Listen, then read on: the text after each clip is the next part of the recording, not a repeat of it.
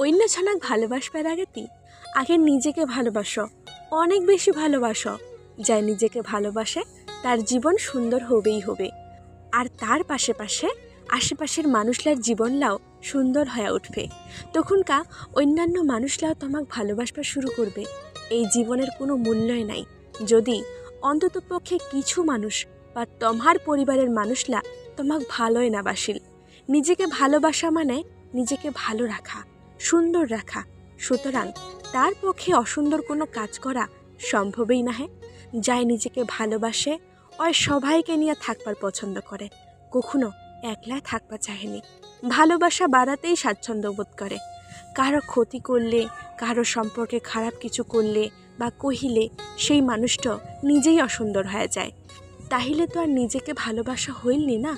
যারা বাজে কাজ করে, হিংসা করে, দুর্ব্যবহার করে, খারাপ আচরণ করে, অন্যজনক আঘাত করে, লোভ লালসা করে, অন্যজনক ঠকায়, আমরা আসলে কেহ নিজেকে ভালোবাসেনি। আমরা জানিই নি কিভাবে নিজেকে ভালোবাসতে হয়। যাই নিজেকে ভালোবাসে না ওই কোনোদিন খারাপ কাজ করবা পারেনি, ওই নিজেকে অসুন্দর করবা পারেনি। যাই নিজেকে ভালোবাসে ওই অন্য জনাকেও ভালোবাসবার মূল্য দিবা জানে দায়িত্ব নিবা।